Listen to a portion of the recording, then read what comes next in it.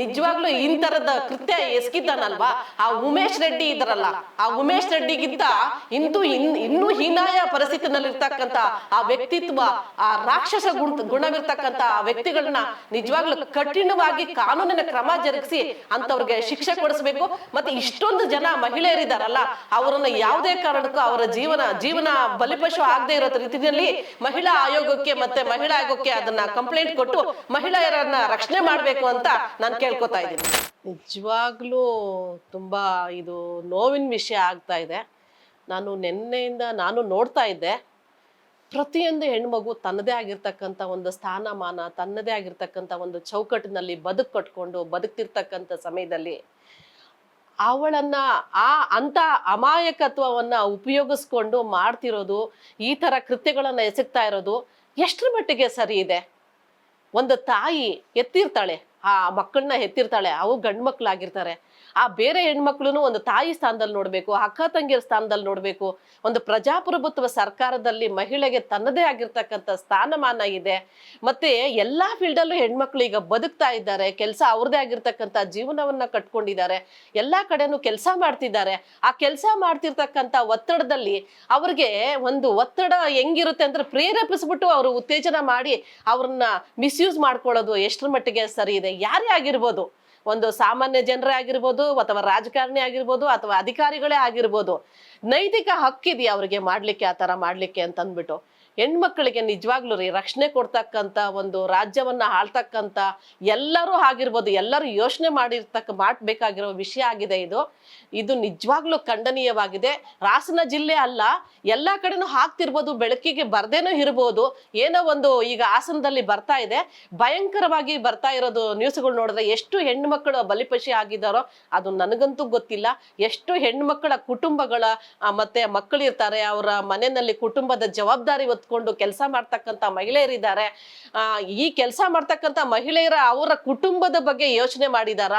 ಯಾಕೆ ಅವರು ವೈಯಕ್ತಿಕ ವಿಚಾರಗಳನ್ನ ಈ ತರ ಒಂದು ದೊಡ್ಡ ಮಟ್ಟದಲ್ಲಿ ತಗೊಂಡು ಬಂದು ಸಾರ್ವಜನಿಕ ವಲಯದಲ್ಲಿ ಈ ತರ ಬಿಡೋದು ಎಷ್ಟರ ಮಟ್ಟಿಗೆ ಸರಿ ಇದೆ?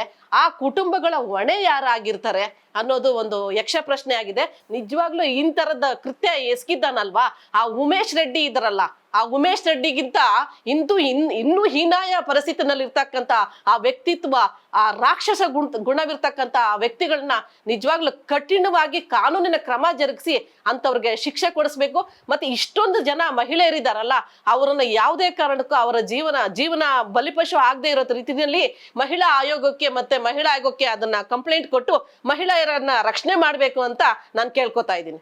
ಮುಖ್ಯವಾಗಿ ಹಾಸನ ಜಿಲ್ಲೆನಲ್ಲಿ ಈಗ ನಡೀರ್ತಕ್ಕಂಥ ಘಟನೆಗಳನ್ನ ನೋಡಿದ್ರೆ, ಇದು ಚುನಾವಣಾ ವಿಷಯ ಬಂದಾಗ ಇದು ಎಲ್ಲ ಬೆಳಕಿಗೆ ಬಂದಿರೋದು ಬಹಳ ಒಂದು ಸಂತೋಷನೆ ಪಡ್ಬೇಕು. ಇಂಥ ವ್ಯಕ್ತಿಗಳಿಗೆ ನಾವು ಓಟ್ ಹಾಕ್ಬೇಕೋ ಬೇಡ ಅನ್ನೋದು ಪ್ರತಿಯೊಬ್ಬರ ಕರ್ತವ್ಯ ಆಗಿದೆ.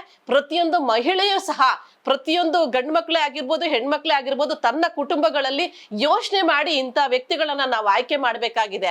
ಇಂಥ ಯೋಗ್ಯತೆ ಇಲ್ದಿರೋ ವ್ಯಕ್ತಿಗಳನ್ನ ನಿಜವಾಗ್ಲೂ ಅಷ್ಟೇ, ಯಾರೇ ಆಗಿರ್ಬಾರ್ದು, ಯಾರೇ ಆಗಿರ್ಬೋದು, ಅಂತವ್ರನ್ನ ಕಡಾಖಂಡಿತವಾಗಿ ನಾವು ಸೋಲಿಸ್ಲೇಬೇಕು. ಮತ್ತೆ ಅಂತವ್ರನ್ನ ನಾವು ಆಚೆ ತಬ್ಬಬೇಕು. ಇದು ಈಗಿನ ಸಂವಿಧಾನ ಕೊಟ್ಟಿರ್ತಕ್ಕಂಥ ಪ್ರಜಾಪ್ರಭುತ್ವ ಸರ್ಕಾರದಲ್ಲಿ ಇಂಥವ್ರಿಗೆ ಟಿಕೆಟ್ ಸಿಕ್ಕಿರೋದೇ ನಿಜವಾಗ್ಲೂ ನಮ್ಗೆ ಒಂದು ಖಂಡನೀಯವಾಗಿದೆ. ಯಾರೇ ಆಗಿರ್ಬೋದು, ಟಿಕೆಟ್ ಸಿಕ್ಕಿರ್ಬೋದು, ಸಿಗದೆ ಇರ್ಬೋದು, ಅಥವಾ ಈ ಒಂದು ರಾಜಕೀಯ ವಲಯದಲ್ಲಿ ಇರ್ಬೋದು, ಹೆಣ್ಮಕ್ಳನ್ನ ಮಿಸ್ಯೂಸ್ ಮಾಡ್ಕೊಳ್ಳೋಕೆ ಇವ್ರಿಗೆ ರೈಟ್ಸ್ ಯಾರು ಕೊಟ್ಟಿದ್ದಾರೆ? ಇಷ್ಟಕ್ಕೂ ಯಾಕೆ ಅವ್ರ ತಾಯಿ ವಯಸ್ಸಲ್ಲಿಲ್ವಾ, ಅವ್ರ ತಂಗಿ ಇಲ್ವಾ, ಅವ್ರ ಮನೆಯಲ್ಲಿ ಮಕ್ಕಳುಗಳಿರಲ್ವಾ? ಎಲ್ಲರನ್ನೂ ನಾವು ಯೋಚನೆ ಮಾಡ್ಬೇಕಲ್ವಾ? ಎಲ್ಲರೂ ಒಂದು ಕುಟುಂಬದ ಒಂದು ಆಸ್ತಿಗಳಾಗಿರ್ತಾರಲ್ಲ, ಬೇರೆಯವ್ರ ಬಗ್ಗೆನೂ ಯಾಕೆ ಆ ತರ ಯೋಚನೆ ಮಾಡ್ಲಿಲ್ಲ ಅಂತ ಆ ತಾಯಿ ಸ್ಥಾನದಲ್ಲಿ ಇರ್ತಕ್ಕಂಥವ್ರನ್ನೂ ಬಿಟ್ಟಿಲ್ಲ ಅಂತ ಅಂದ್ಬಿಟ್ಟು ನಾನು ನೋಡ್ದೆ. ಇಷ್ಟ ಪೇಪರ್ ಅಲ್ಲಿ ನೋಡಿ ತಿಳ್ಕೊಂಡೆ. ನಾನು ಒಂದು ಅಸಹ್ಯ ಅನಿಸ್ತತೆ. ಅಸಹ್ಯ ಆಗಲ್ವಾ? ಇದನ್ನ ಹೇಳಲಿಕ್ಕೂ ಮಾತಾಡ್ಲಿಕ್ಕೂ ಅಂತ ಅಸಹ್ಯ ಅನ್ಸುತ್ತೆ. ಹೆಣ್ಮಕ್ಳು ಯಾವ ರೀತಿ ರಕ್ಷಣೆ ಕೊಡ್ತಾರೆ, ಎಲ್ಲಿ ಹೊರಗಡೆ ಹೋಗಿ ಬದುಕ್ಲಿಕ್ಕೂ ಸಾಧ್ಯ ಆಗಿರ್ತಕ್ಕಂಥ ಪರಿಸ್ಥಿತಿನಲ್ಲಿ ನಾವಿದ್ದೀವಿ. ಈಗ ನಾವು ಆಚೆ ಹೋದ್ರೂ ಸಹ ಒಳಗಡೆ ಬರ್ತೀವಿ ಅನ್ನೋದೇ ಗ್ಯಾರಂಟಿ ಇರಲ್ಲ. ಹೇಗಪ್ಪ ನಾವು ಎಲ್ಲಾ ಫೀಲ್ಡ್ ಅಲ್ಲಿ ಮಹಿಳೆಯರು ಬರ್ಬೇಕೋ ಬೇಡವಾ ಅಂತ ಅಂದ್ಬಿಟ್ಟು ಯೋಚನೆ ಆಗಿದೆ ನಮ್ಗೆ.